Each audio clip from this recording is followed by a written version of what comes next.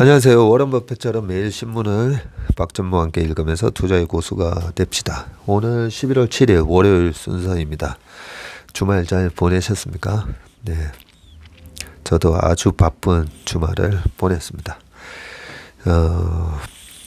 오늘 묵직한 기사들이 많아가지고요. 좀 빨리 가보도록 하겠습니다.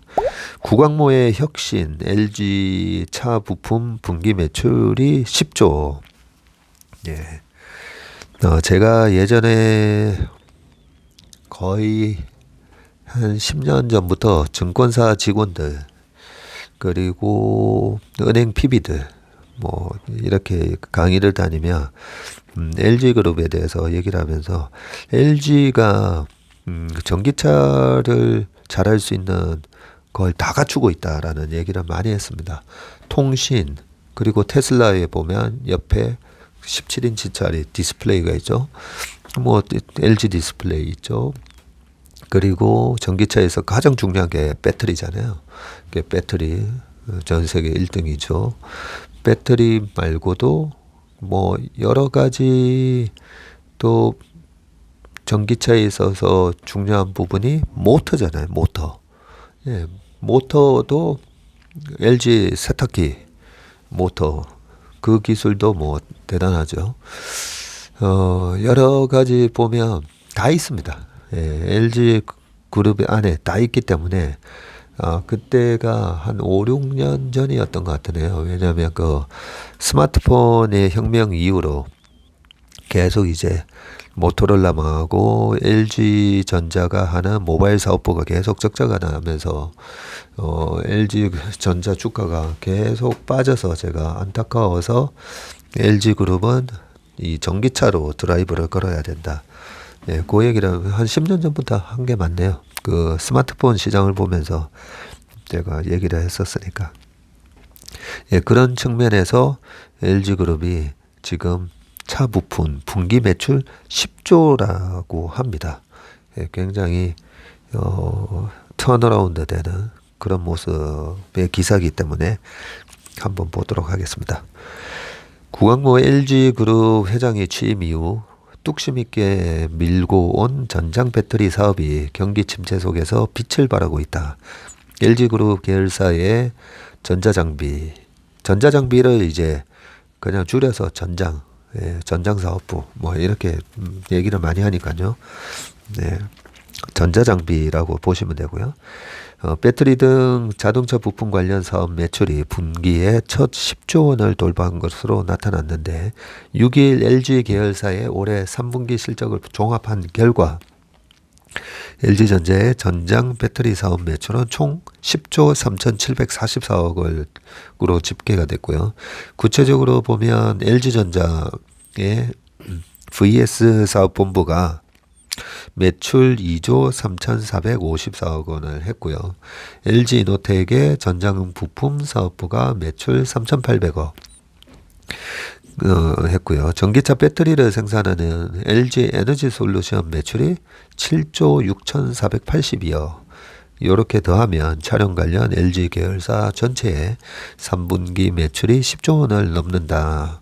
지난해 3분기 LG전자 VS 사업본부, LG이노텍 전장 부품 사업부, LG에너지 솔루션 매출 합계는 5조 8,957억이었는데 6조 정도에서 지금 이제 10조를 훌러덩 넘어섰다는 거죠. 그러면 거의 뭐 한 70% 상승했네요. 1년 새 LG 계열사의 전장 부문 매출이 76%가량 늘어난 것이다.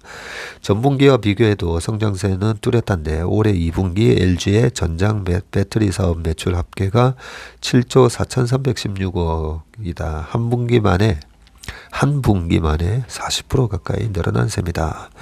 여기에 LG 디스플레이의 차량용 디스플레이 패널 매출과 LG화학의 배터리 소재 부문 매출을 더하면 전체 매출이 더 커지는데요.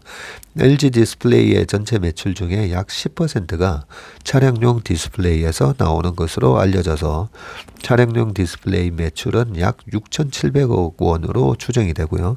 배터리 소재를 담당하는 LG화학 첨단 소재 부문 전체 매출이 2조 5,822억 원인데 이 중 전지 재료 매출이 약 70%를 차지한다. 두 개 사업 부문까지 더하면 LG그룹 계열사의 자동차 관련 전체 매출은 12조 8,519억 원으로 추정이 되고요. LG 계열사의 자동차 관련 매출은 국내 최대 자동차 부품 회사인 현대모비스 매출 13조 1,800억 원과 맞먹는 정도다. 구광모 회장은 취임 이후 휴대전화 등 부진 사업을 정리하고 일찌감치 전장과 배터리 사업을 새로운 먹거리로 점찍었다. 2018년 오스트리아 차량용 조명회사 ZKW를 인수했고 지난해 세계 3위 자동차 부품 업체인 마그나와 합작법인 LG 마그나 ePowertrain을 세웠다. 이후 LG는 완성차 조립을 제외하고 전기차의 심장인 배터리부터 인포테인먼트, 램프, 파워트레인 등을 생산하는 전장 배터리 회사로 탈바꿈하는 데 성공했다. 이 같은 구 회장의 뚝심은 글로벌 수요 위축 움직임 속에서 빛을 발하고 있다. LG 전장 배터리 사업이 최근 경기 침체 분위기 속에서 효자 역할을 톡톡히 하고 있는 것인데 올 3분기 LG전자 실적을 보면 주력 사업인 가전과 TV 사업부 모두 수익성이 크게 하락을 했고요. 전장 사업을 펼치는 VS 사업본부만이 유일하게 매출과 영업이익 모두 증가했다. 전 세계 전동화 속도가 빨라지면서 전기차 신차 수요가 폭발적으로 늘고 있기 때문이고요. LG에너지솔루션과 LG이노텍 역시 분기 기준 역대 최대 매출을 기록을 했습니다. 최근 경영 부진에 시달리는 LG디스플레이도 차량용 디스플레이를 새 먹거리로 삼고 있고요.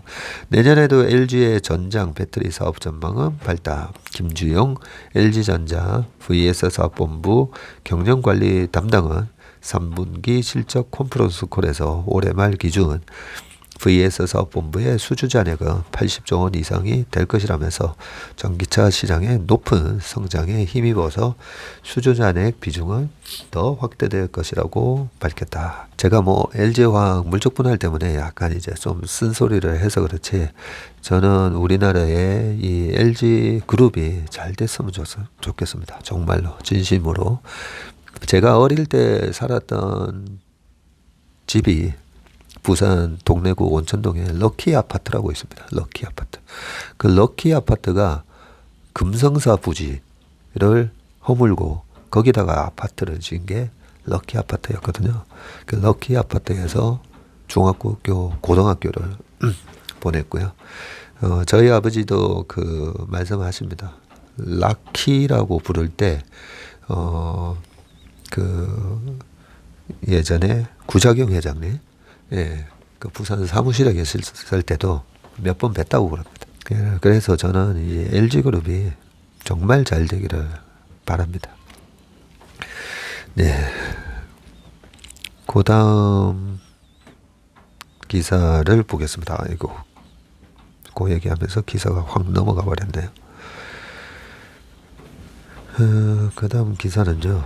중국 에어버스 140대 구매, 방중 독일 총리에 통 큰 선물을 했다라는 기사이고요. 참 참고로 오늘 기사는요. 전부 다 매일경제 신문에서 따왔습니다. 네. 요즘 이제 중국이 약간 미국에 대해서 뿔이 나 있죠.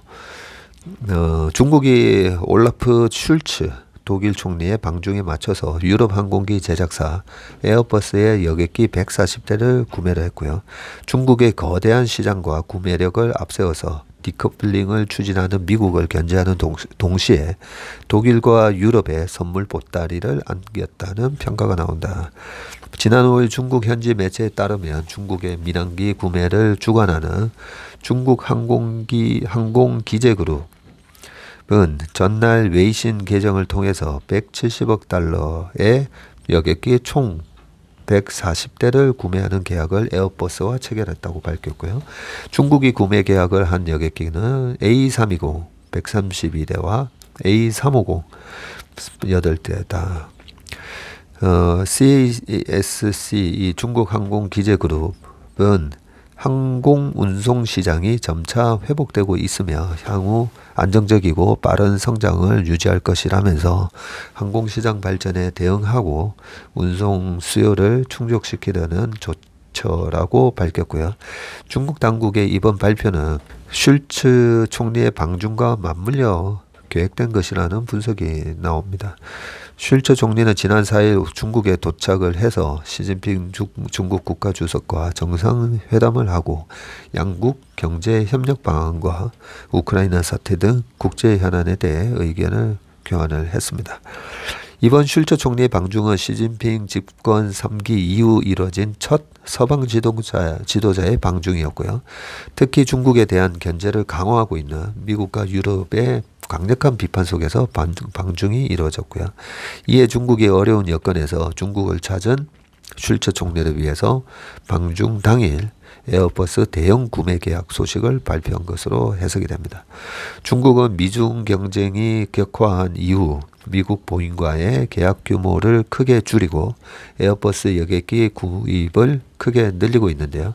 중국의 국영 항공사인 중국 동방항공, 중국 남방항공, 그리고 중국 국제항공 에어차이나는 지난 7월에 에어 320 292대를 372억 달러에 구매 계약을 했었고요.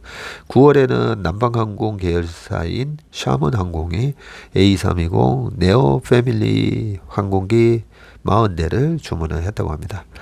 또한 중국은 슐츠 총리의 디커플링 반대 발언에 크게 고무됐고요. 슐츠 총리는 시 주석과의 정상회담에서 중국은 독일과 유럽의 중요한 경제 무역 파트너라면서 독일은 무역 자유화와 경제 글로벌화를 지지하면서 디커플링을 반대한다고 말했습니다. 관영 차이나 데일리는 디커플링에 반대한다는 슐츠 총리 발언을 전하면서 독일은 여전히 앙겔라 메르켈 전 총리가 구축한 전략적 자주성을 고수하고 있다는 것을 보여줬다고 평가했고요. 황구 신보 영문판인 글로벌타임스는 짧지만 내실이 있었던 슐츠의 방문은 중국 독일 관계뿐만 아니라 중국 유럽 관계 전반에 새로운 동력을 주입할 것으로 널리 여겨진다면서 다른 유럽 국가들이 대중국 정책의 균형을 잡는 데 본보기가 될 것이라고 이렇게 전했습니다. 그 다음 기사가 일본 전차 미사일 수출 추진, 중국 위협에 맞서서 군사협력 강화, 요 기사인데요. 최근에 우리가 이제 방위산업에 대한 수출, 네, 그 부분에 대한 여러 가지 이제 주식시장에서 얘기가 있었고, 전 세계적으로 지금 분단 국가인 상황에서 높은 기술력을 가지고 계속 이 방위산업을 어쩔 수 없이 분단 국가여니까요. 우리가 방위산업을 계속 새로운 신문기를 개발해내고 있다 보니까 이번에 전쟁이 벌어지면서 전쟁에 대한 특수를 우리나라가 누리고 있다라는 부분에 있어서 주식 시장을 주식 투자를 할 때 산업 그 회사가 속한 기업 그 산업의 어떤 턴어라운드라든지 성장세 요게 제일 중요하고요. 근데 이것보다도 더 중요한 게 있는데요. 이것보다 더 중요한 게 바로 경쟁구도입니다. 경쟁구도. 태양광이 과거 10년 동안 계속 30%씩 성장을 했거든요.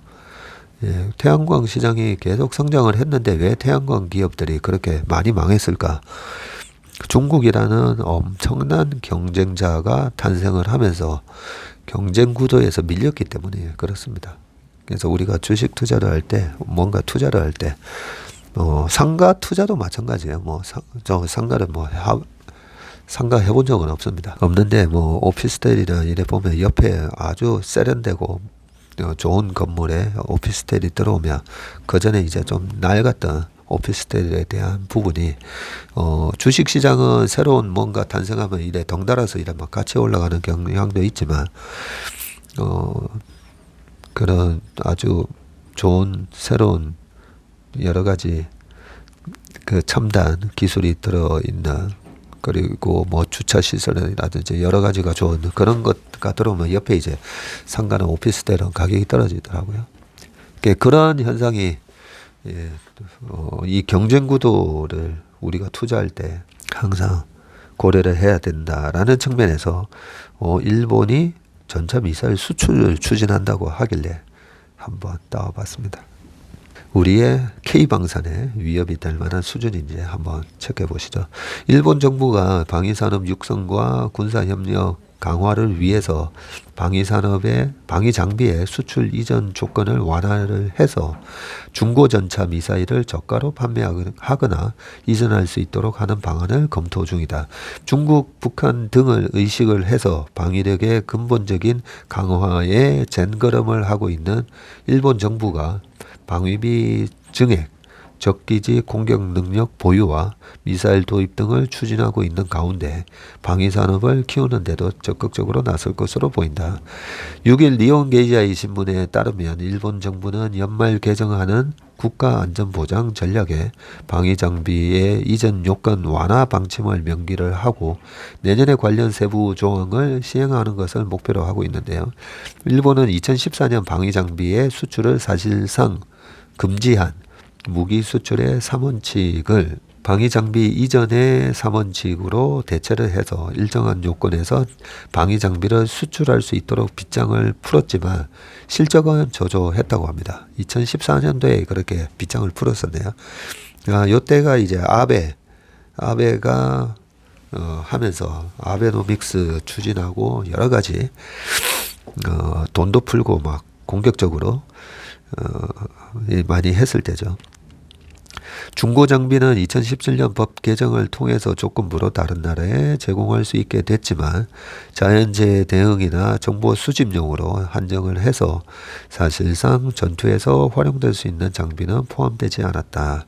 일본 정부는 군사협력 강화와 방위산업 육성 등을 위해 이런 조항들을 완화하는 방안을 추진할 것으로 보이는데요. 우선 검토되고 있는 것이 중고전차 미사일을 이전 대상 품목에 추가를 해서 아시아 우호국 등에 저가로 판매하거나 이전하는 방안이다. 이와 함께 우크라이나처럼 국제법 위반의 침공을 받은 지역에 방위장비를 신속하게 제공할 수 있는 체제도 검토를 한다. 현재 방위장비 이전 3원칙에서는 분쟁 지역에 대한 제공을 금지하고 있는데 방위장비를 공동 개발한 국가가 일본의 사전 동의 없이도 해당 제품을 제3국에 판매할 수 있도록 하는 방안도 검토한다. 이를 통해서 방위장비의 공동개발 활성화를 노리는 것으로 분석이 되는데 이 밖에 공동개발한 장비에 대해 동맹국이나 우호국으로의 수출을 확대하는 방안도 논의될 것으로 보인다. 일본 정부는 방위산업을 키우기 위해서 국가안전보장 전략에 방위장비 수출을 국가 주도로 추진한다는 방침을 명기하는 방안도 검토하고 있는데 이 방안이 실현이 되면 정부가 수출 교섭에 전면 관여하고 방위업체에 대한 자금 지원도 검토될 것으로 예상된다. 일본 방위업체들의 수출 실적이 저조하고 납품처가 주로 방위성 자위대로 한정돼 있는 점을 극복을 해서 관련 사업을 키우려는 노림수로 보이는데 기시다 후미오 일본 총리는 중국, 북한의 위협 등을 염두에 두고 방위력의 근본적인 강화를 강조하고 있고 이를 바탕으로 일본은 방위비 증액과 적기지 반격 공격 능력 보유 등을 검토하고 있다. 이게 자위대라고 하잖아요. 2차 세계대전 이후로 이제 미국하고의 이제 휴전 거의 뭐 항복 문서를 받은 거죠. 그 이후에 일본이 이제 미국이 일정 부분 통치를 했었죠. 그러면서 말 그대로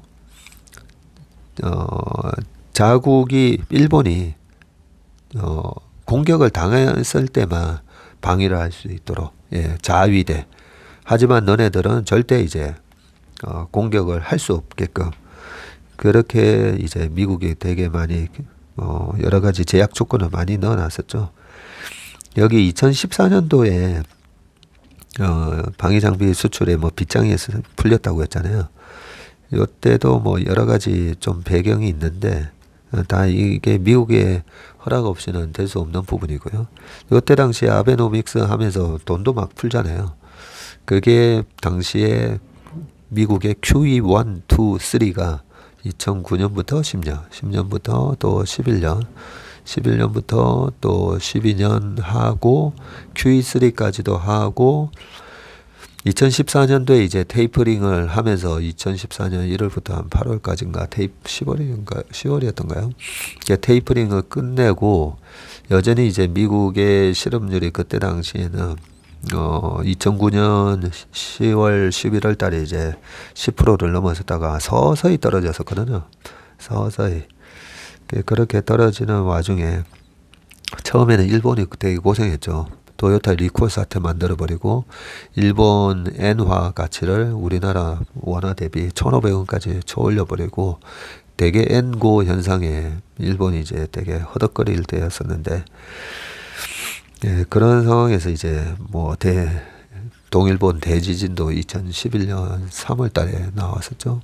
여러 가지 이제 어려움을 겪는 가운데 아베가 나타나서 굉장히 국수론적인 그런 정책을 폈고 그 와중에 이제 돈도 풀고 14년도에 이렇게 굉장히 제약적인 그런 원칙들을 개정을 합니다. 아무튼 그런 일이 있었고요. 이런 부분에 이어서 이제 적지 공격도 가능하게끔 이렇게 적기지 반격 공격 능력 보유 등을 검토하고 있다라고 이런 식으로 또 한 단계 그 제약돼 있는 상황을 또 풀려고 그런 노력을 하고 있다라고 봐집니다. 일본의 방위비는 보통 국내 총생산 GDP의 1% 이내의 범위에서 편성이 돼 왔는데 집권 자민당은 북대서양 조약기구 나토 주요국 목표에 맞춰서 2% 이상으로 증액해야 한다고 지금 주장하고 있고요.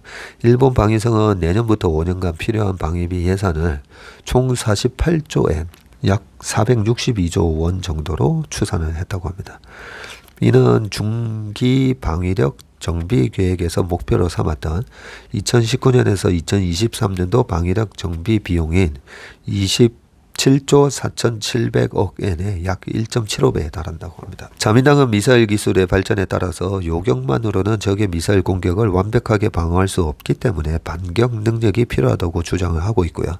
적기지 반격 능력을 위해서는 1단계로 미국의 순항 미사일인 토마호크 도입이 검토가 되고 있고요. 2단계에서는 일본산 12식 지대함 미사일을 개량을 해서 사정거리를 1000km 이상으로 늘려서 2026년 운용을 시작하는 방안이 거론되고 있습니다.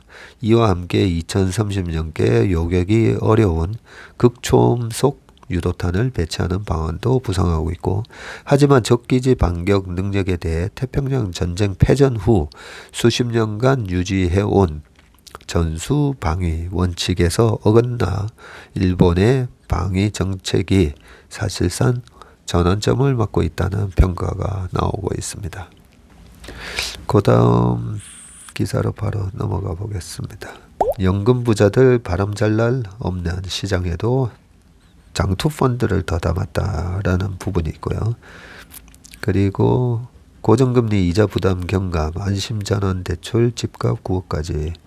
그리고 마지막에 이제 트위트 코리아도 직원 절반 해고 소식이 있었다라는 기사입니다. 그러면 이 퇴직연금 관련된 기사를 한번 보겠습니다. 이 바람 잘 날 없는 시장에도 장투 펀드를 더 담았다고 하는데 뭔지 한번 보겠습니다. 자산가의 연금 포트폴리오는 노후 대비 최적화된 신종펀드 투자액이 4년 새 30배나 늘어났고요. 과거 증시 침체기 펀드는 같은 게 지금 없고요. 포트폴리오 중 펀드가 34%로 최고고, 킹달러 절세 매력 미국 ETF 인기도 있다고 합니다. 장기 분산으로 투자 문화 변화라고 돼 있는데, 10억 원이 넘는 퇴직연금을 보유한 연금 100만 장자의 등장은 장기 분산 투자로 요약이 되는 선진국형 투자 문화가 고액 자산가들을 중심으로 자리 잡고 있다는 것을 보여준다. 6일 미래에셋증권에 따르면 연금 슈퍼리치, 퇴직연금이 10억 원 이상 있으신 분들을 주축으로 이루는 60대는 2018년도에는 34명에 그쳤지만 올해 10월 말 기준으로 131명으로 4배 이상 늘었네요. 한 명에 불과했던 40대 연금 슈퍼리치도 최근에 8명까지 늘었고요.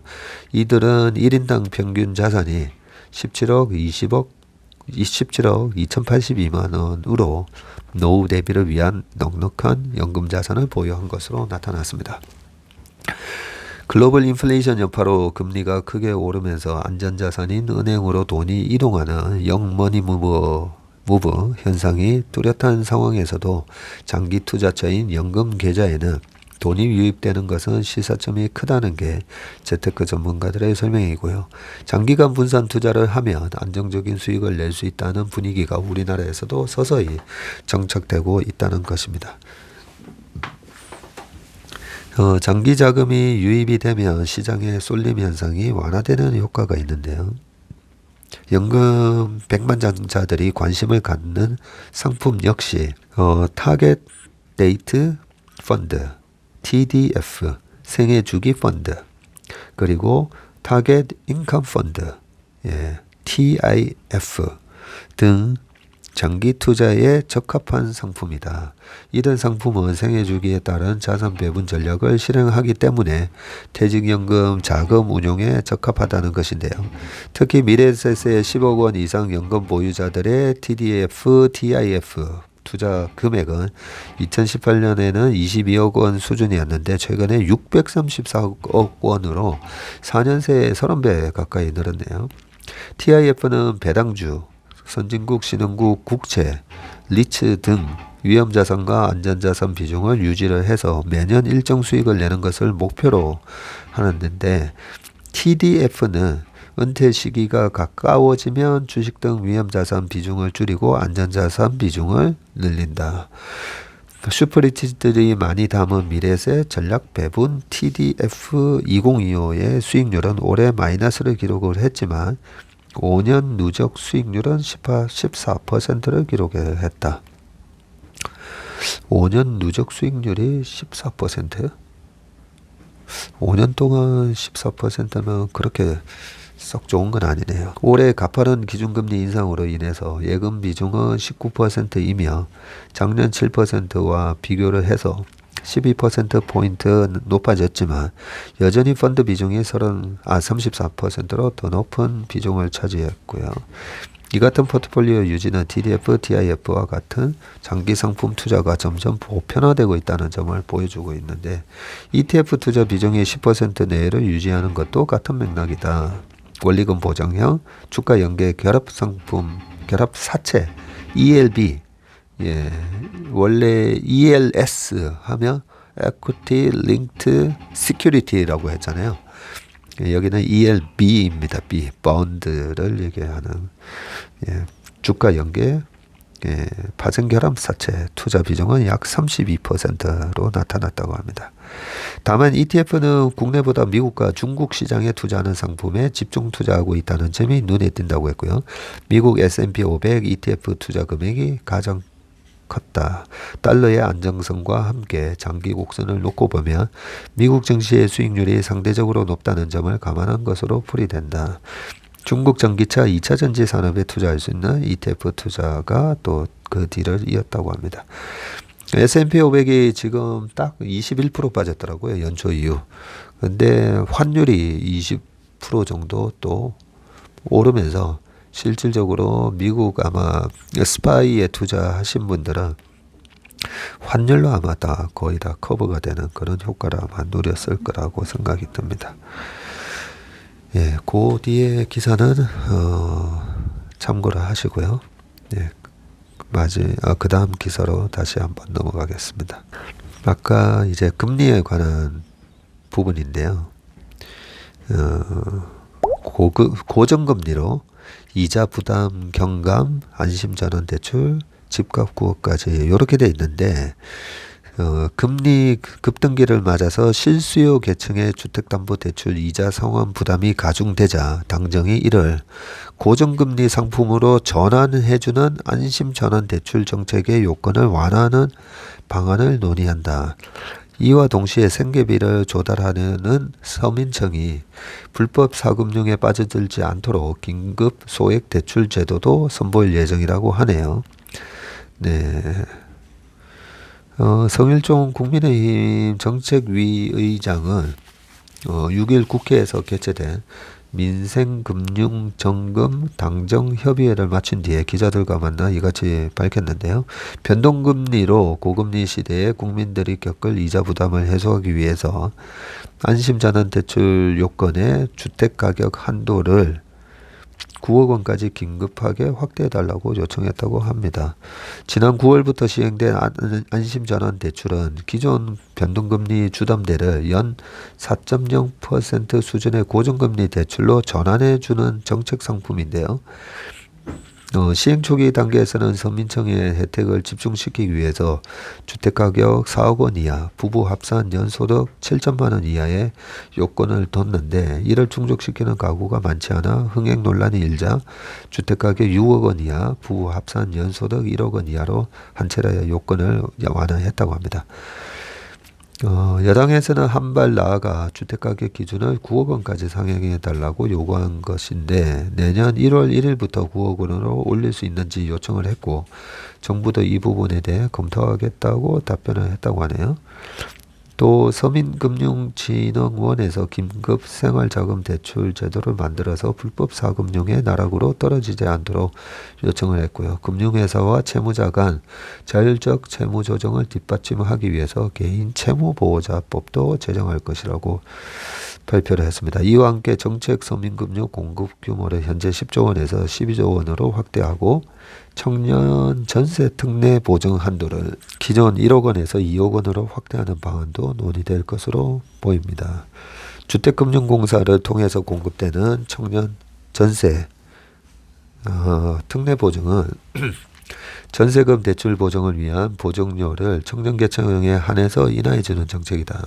예, 요 부분 청년 전세 요거는 저도 우연히 알게 됐는데 괜찮더라고요. 청년들 특히나 이제 좀 서민으로 이제 분류가 되는 그런 청년들한테 주택금융공사를 통해서 1억 원을 해주고 이자도 되게 저렴하게 적용해 주는 걸로 봤고요. 근데 여기 고정금리 연 4% 수준의 고정금리로 대출을 전환해 주는 이 상품은 이게 아마 지금 변동금리가 되게 높아져서 그렇겠죠. 높아져서 그런데 고정금리를 밑에서 미국의 30년 만기 모기지 같은 경우에 이제 그 모기지를 쓰는 사람이 이제 선택할 수가 있었잖아요. 어느 수준에서 딱 금리를 고정시켜 버리고 높은 금리에서 고정을 했더라도 금리가 쭉 떨어지면 또 기간에 따라서 리파이낸싱도 이제 가능하게 되는데 혹시라도 지금 고금리에서 고정금리로 이렇게 전환을 해주는 게 아닌가 걱정이 돼서 제가 봤는데 연 4%로 좀 낮은 금리로 아마 고정을 해주는 것 같습니다. 이 부분은 제가 좀 잘 모르겠습니다. 이게 지금 주담대 금리가 신용도에 따라서 많이 차이가 날 건데 그죠? 연 4% 수준이면 아무래도 낮은 수준으로 해주는 그런 정책인 것 같습니다. 마지막 기사로 넘어가겠습니다. 트위터 코리아도 직원 절반 해고. 아마 그 기사를 보셨을 건데 일론 머스크 테슬라 최고 경영자가 트위터를 인수한 뒤에 직원 중 절반을 해고하는 등 고강도 구조조정을 강행하는 가운데 트위터 코리아가 있었네요. 트위터 코리아도 이와 비슷한 수준의 가문에 돌입을 했고요. 6일 IT 업계 등에 따르면 트위터는 트위터 코리아 직원들에게 해고 통보를 시작을 했다고 합니다. 한국 지사 직원의 50%가 감원 고려 대상이고 우선적으로 지난 4일 직원의 25%가 해고 통보를 받았네요. 지난 4일. 현재 트위터 코리아 직원은 30여 명 수준이라고 합니다. 많은 건 아니네요.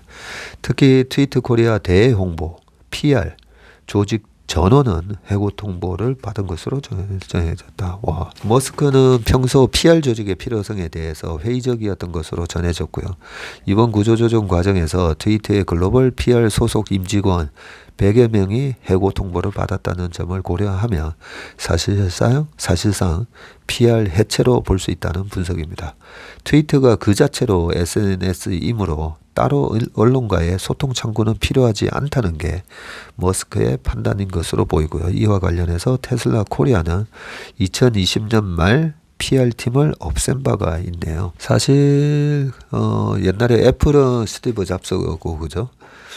지금 테슬라나 이런 테슬라는 그냥 앨런 머스크 그 자체가 마케팅이잖아요. 앨런 머스크 그 자체 그 미국 기업들이 어떤 레거시가 되는 그 과정을 보면요. 보면 스토리가 있습니다. 스토리. 우리나라 기업이 그걸 좀 본받아야 되는데요. 아까 제가 LG 처음에도 말씀드렸지만 우리나라 LG랑 삼성 뭐 다 전 세계적으로 이제 위대한 기업이 되려면 스토리가 막 떠올라야 되거든요. 뭐 마이크로소프트 하면 빌 게이츠의 옛날에 뭐 학생 때부터 막 컴퓨터 조립하면서 그런 이제 빌 게이츠가 떠오르면서 빌 게이츠의 또 그런 스토리가 있고 그 이후에 이제 지금 사티아 나델라가 또 새로운 기업 이미지 스토리를 만들어가고 있잖아요. 애플은 여전히 이제 스티브 잡스의 그 후광 효과가 엄청나게 크고 그 레거시를 지금 팀 쿡이 아주 잘 이어나가고 있는 거고 그죠? 스타벅스 뭐 이런 것도 경영자는 떠오르지 않지만 스타벅스 그 문화라든지 스타벅스에 나오는 그 이너 그림이라든지 사이렌 뭐 사이렌 오더에 나오는 이런 말 자체나 용어 자체가 보면 그 기업의 스토리가 있잖아요. 네. 그래서 지금 이 테슬라나 보면 다 앨런 머스크에 대한 이 천재가 우리 삶을 윤택하게 바꿔나간다라는 그 스티브 잡스 이후에 사후에 앨런 머스크라는 그 존재에 많은 기대가 있고 스토리가 있잖아요. 그죠? 그런 부분이 있기 때문에 앨런 머스크는 PR 조직 왜 필요하냐? 예, 내가 PR 다 해주는데 이런 입장인 것 같습니다. 예. 한편 머스크가 무차별적인 해고를 시작하자 유엔까지 나서서 경영 방침을 바꾸라고 권고를 했고요. 5일 폴커 튀르크 유엔 인권 최고 대표는 머스크에게 보낸 공개 서한에서 당신이 이끄는 트위터에서 인권이 경영의 중심이어야 한다고 강조를 했습니다. 네, 재밌는 기사였던 것 같습니다. 오늘 웜의 심박 순서는 여기까지고요. 이번 한 주도 화이팅 하시고 건강하신 한 주 되시길 바라겠습니다. 감사합니다.